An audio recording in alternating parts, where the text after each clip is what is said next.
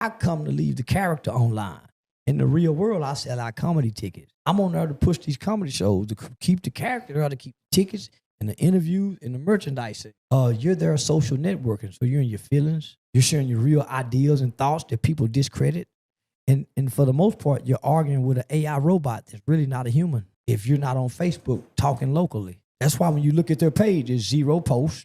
Over here arguing with you, but they got 0 posts. Right. Come on, man. So, I got a knowledge and understanding that I can no longer close my eyes and play like I'm blind. How you decide to talk about what you talk about, like what you gonna fuck with? I don't. I got a target audience. Most people who get online and create platforms and social media monetize page, for one, every company has a motto and a mission statement. Motto, what's your mission statement? Okay, what's your target audience? Who you selling something to? Who you talking to? Age, all that. Age, male. I came because I worked in the community. I got knowledge of the community. I went to school to study law. I was a pre-law student at Texas Wesleyan. I work on laws and legislation. All my partners been to prison. So I came with a target audience. The rap, hip-hop culture. What involves that? Young. So I never went outside of my target audience. I came with a target. Oh, man, he just seemed like he picking on rappers. Target audience. What's in that target audience? Age demographic from 13 to 65 plus. It's a broad audience. Who can conquer that audience? I don't know. I did. So I got old people, young people, middle age. So I got a broad audience from a target audience. So I know my audience. Most people just on here talking without a target audience. What's your demographics? I don't know. Who's your constituent? And I'm just, So that's why I can lose so many social media pages and boom, there go another one. Because my target audience finds me. And the addiction, that you said. Yeah, I'm a walking addiction. You cannot watch one Charleston White video and never watch one again. It's impossible. He ain't lying. If you watch me once, you're gonna keep watching. You can't just turn me off. Maybe we all tired of his ass, man. I'm gonna keep tuning in, boy. Cause it's hope, man. It's hope. Sometimes he be saying some real. Most of the time, lately, he been converting back, so I ain't even gonna do it to him. But hey, man, it's hope, man. It's hope. You turned me off for a while because I said something to turn you off. But no, that's fact. Eventually, well, all these screamers is, boy, it ain't too much else to really, you heard me, look towards and be like, hey, you know what? He's saying some real ass. Nah, bro, you look at these goofies and all this other shit, boy, be quiet, boy. We ain't even got real comedians like that, so all we really do got is Charleston. Like, yeah, he gonna say a lot of bull. He gonna say some of the shit too that, you feel me, other people ain't gonna really say. He ain't lying. I've intrigued you so much, you're gonna click again. It's your wealth of knowledge, you know what I'm saying? I remember when you first came online, when I first got into like Charleston White, it was like everybody like, man, you saw this dude Charleston White? So I'm like listening to him, I'm like, man, I said they got there's a magic, to this brother, like, you know what I'm saying? There's a, to the madness that y'all think there's like some type of, he's doing something else. Like, I was like, damn, I don't like that he said that, but damn, he hit me with some real shit right here. You know what I'm saying? So it's like almost like, I'm trying to understand him and hear him more, So, homie, you gotta think. I'm brainwashed and I'm groomed to be what y'all see. I went off course trying to play gangster, get in trouble. I went as far as you can go education-wise.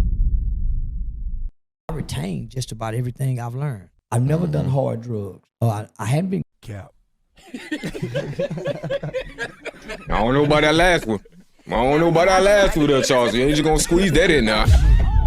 Your crowd like the party. He ain't lying. The crowd you been hanging with lately on the social medias, I say at least, they like the party, gang. And I'm talking about the what's the name parties too. Free that. Kicked in the head. I didn't play football. I haven't been fighting where I take a bunch of punches. I've been nurtured and sheltered. So I've retained almost everything I've learned. I was given the internet in 94, 93, 94. Like I was on the World Wide Web then. So once I went to college and I took BCIS, took all the computer classes and got introduced to social media. They had already had MySpace. My age group of niggas still in the streets playing Doughboy. Right. My age group ain't really learning this. The Say Cheeses, the Vlad, they had MySpace, so they're already here. When I come, my group of niggas ain't here.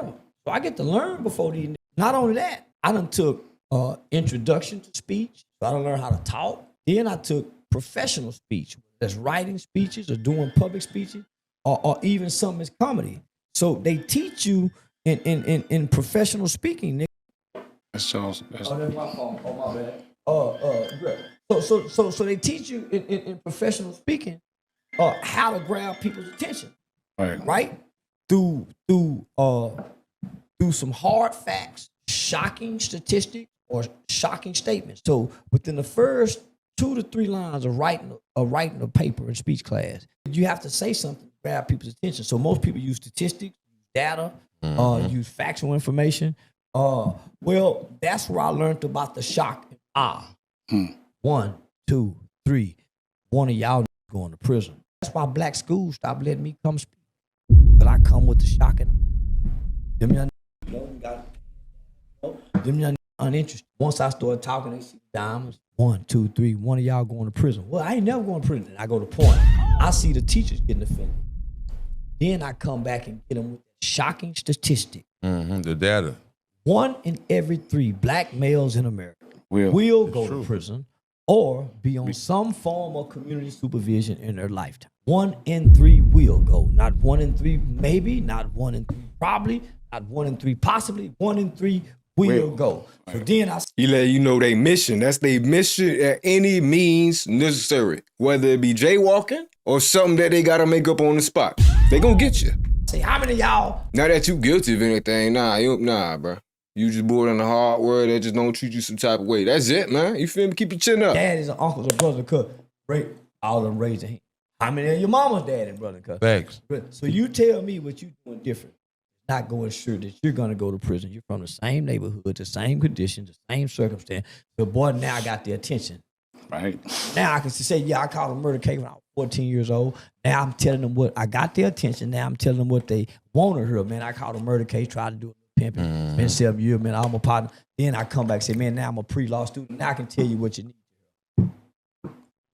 I see how you, So it's no different when I come online now. Okay, just go start out a little rough. Just like Dolomite, I'm playing the character. When they find the shit I'm going to say online, go make them Google who I am. So I'm going to say anything. What I'm doing in real life, that's how I'm on. The kitchen come before the hanging. Right. The kitchen come before the hanging. Kitchen come before the hanging. I had to catch you before I hang you. How I catch you? I white women. I catch the white folk. Man, I ain't never catch nobody. Oh, man, did catch him. Well, he ain't shoot him. Nigga, I started saying the same rappers were saying, but just without the beats in a different way, in the name of a character. I ain't have a name of the character. So as I'm getting like, you doing the same exact that you was doing before this. It's just a different way, as you just said. So the goal's still the same. You still do what you started with, but just do it different. I respect that. In the community, when I was working with children, I had to fight with the adults in the community to work with children. So it's no different when I got online. I'm not targeting children. I'm on here to get paid. But I'm using the same method and the same strategy that I use on children, on adults. Reverse psychology. Right. Reverse psychology. I'm here to get paid now. I done enough work in the community. I'm here to get paid now. Mama say charity starts in the home. So let me bag out the community, reverse back, go back into the house.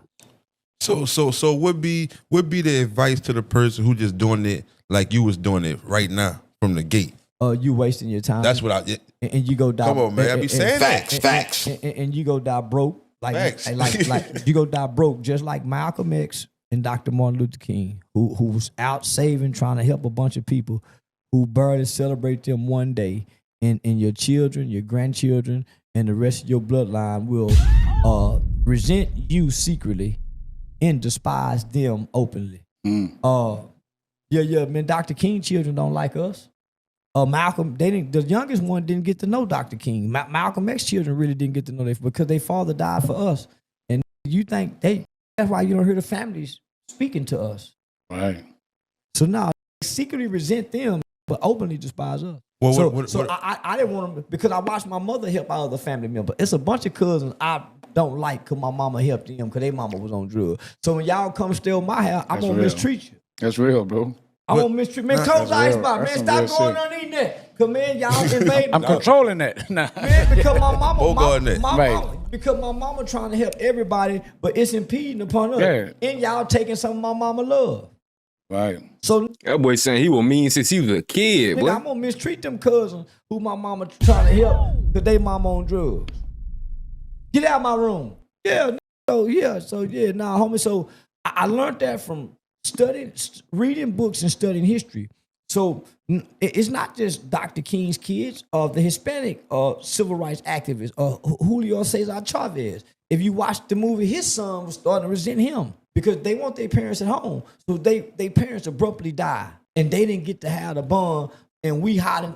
They a hero, but people ain't got their people. I didn't want to be that, homie.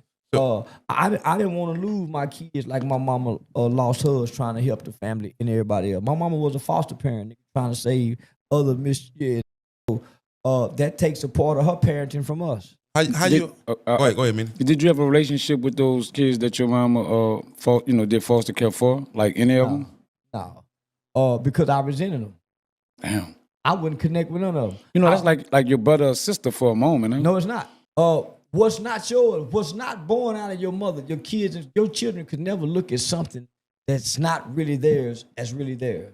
There's nothing, you cannot blend the family and say, this is your brother and sister. They gonna start because they ain't brother and sister. They gonna know the reality. Man, the reality is there's no connection. Right, that's what I'm saying. The reality is there's no connection. So you cannot bring somebody, okay, this your cousin.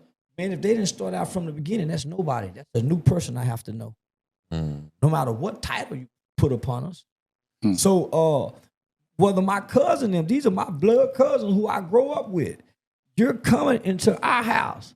Now we gotta my brother gotta come out of his room and come share a room with me. Them and they could flip and go in their room.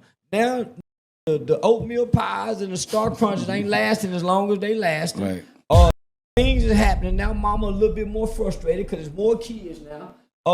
Homie, no child wants their space invaded. And as parents, you don't consider that. You think you're doing a noble deed. But I'm bringing up now, man. So I used to start bringing kids home. The old told me, man, stop bringing kids home. You mean friends? No, kids that you work with in the community. Oh, you start bringing them to when I started working with kids, I started bringing them home with my kids. Right. That's the worst thing you can do, homie. What happened? What was the first day like for you to say, man, I'm about to just go out here, man, and change the world and worry about everybody's kids, just like mine. Like what happened? I had got in trouble. I had lied on the FBI agent.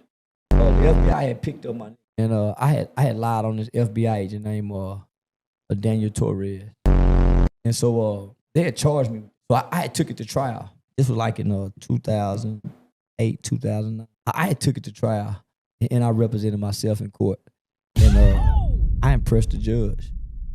Matter of fact, I impressed the judge and the jury. But because this FBI agent was a highly decorated, agent, prosecutors wanted my ass. So they wanted my ass.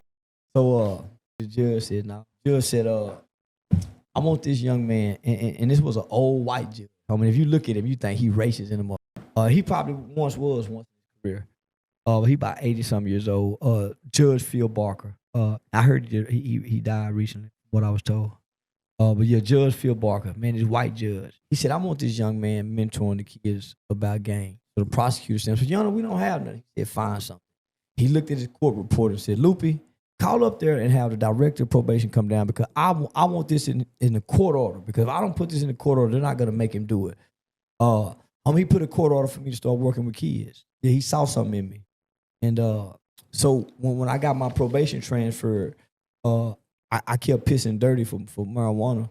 So they was trying to punish me by not letting me go talk to kids. And we ain't letting nobody who can't stop men. I said, but it's a court order. If it wasn't talking to kids, y'all would still make me do community service, right? Whether I'm dirty or not. So they got mad and told me find something on my own. So I had called back to the juvenile facility that I was locked up in as a kid. So you think I left there when I was 21. Now I'm calling back at 35, 36. And when they answered the phone, I remember the worker saying, man, Charleston White. They know who you was right away from that long time? Yeah, I was he said, Charleston White. Man, I thought we tried to send you to prison. We didn't do our job. And that made me feel something. So between the judge doing what he did and that man doing saying what he said, I said, I ain't got no felony conviction. I ain't been to prison. I'm a pre-law student at Texas Wesleyan University. He passed me on, and they opened. So it was remarkable for them to see that I had grown up in the type of life that I had lived.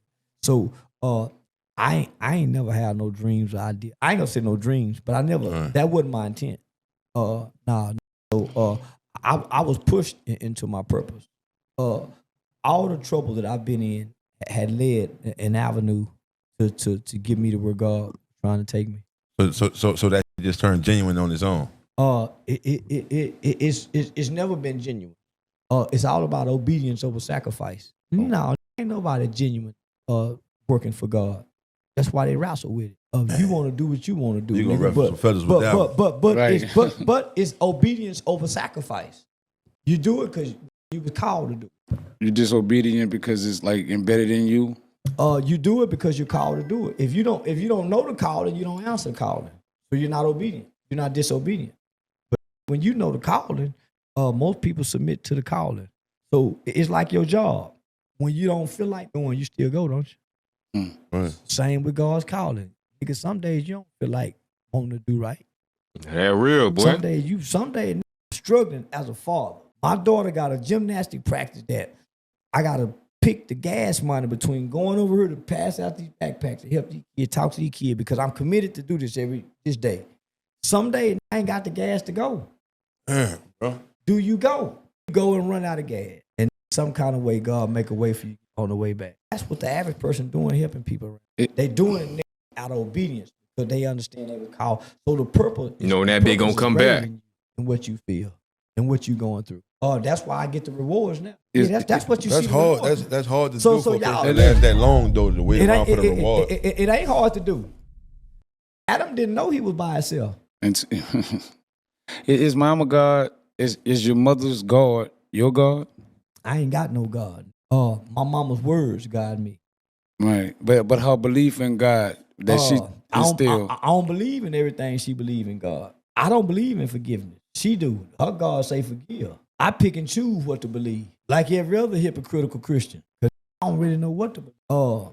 I just know my mama say some shit and it worked for her. No, that's what it is. And it carried us. Right. I don't know if it'll work for me. That's what I be saying. But what you convicted by? Facts. Don't you get convicted by something within your spirit to feel compelled to do something sometimes? Gang over there talk about fat. What's going on, gang?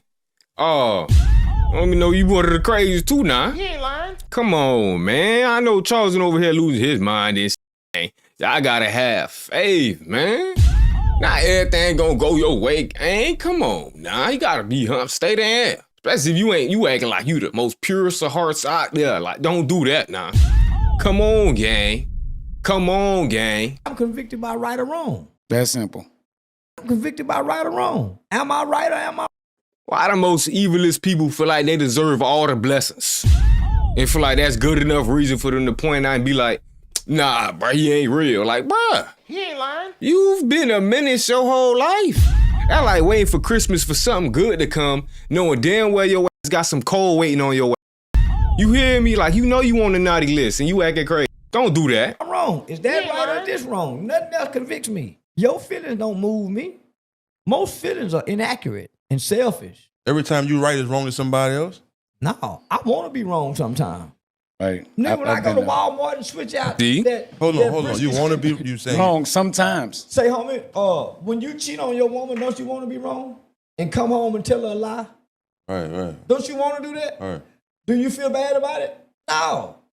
If she catch you, yeah. But if she don't, nigga, if she believe you, and she don't show no sign, if she don't show no sign that she don't believe you, you feel good about what you did and about the lie you told. So how people feel guilt? What you mean how people feel guilt? You don't really know.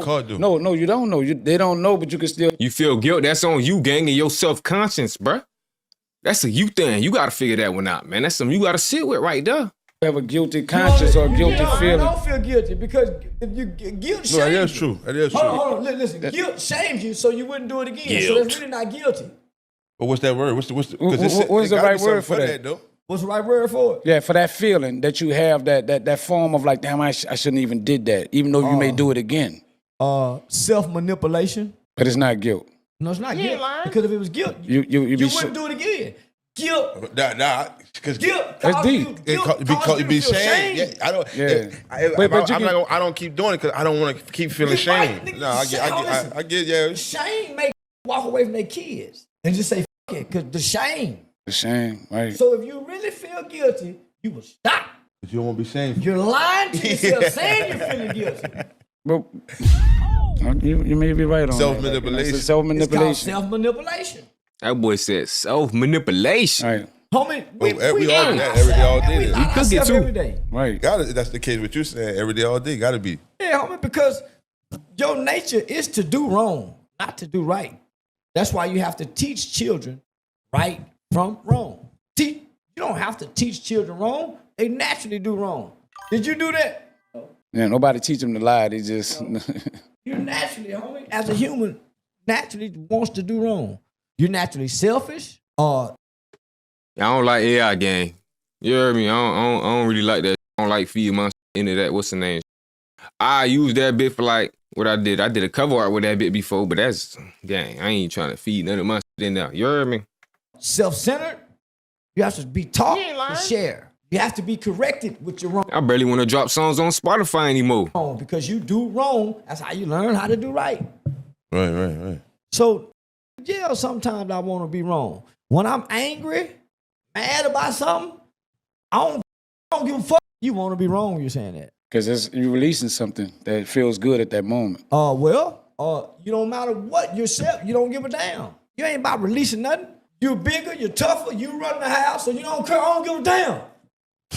Have a bad day, homie. You don't give a damn about being wrong. With some paper?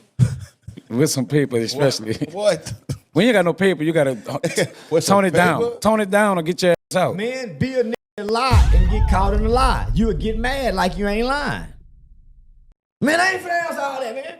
And be wrong in the mother. Nigga buzz out crying and everything. Be like, ask your woman, do you act like you right when you know you wrong? And watch what she say. She'll make you start arguing because you're not going to want to hear what she's going to tell you. Vice versa. So there's times in my life I'm wrong and I don't give a damn about being wrong. The thing about it is I don't want to be wrong acting like I'm right. If I'm wrong, yeah, I'm wrong. Thing is, when you're wrong, you acting like you're right. I don't want to be wrong acting like I'm right. That's a dangerous person right there. Most do that, but nobody else but they woman. You got some about that. Yeah, you talk from some level. So listen, Charleston, like, I don't know if you can, well, I'm quite sure because this was trending everywhere and people was talking about it. The kids in Chicago that jumped the young girl, the lady that was pregnant with the little boy. Like, she's supposed to kill one of them kids. She's supposed to make everybody in America mad right now today saying, man, that woman was wrong.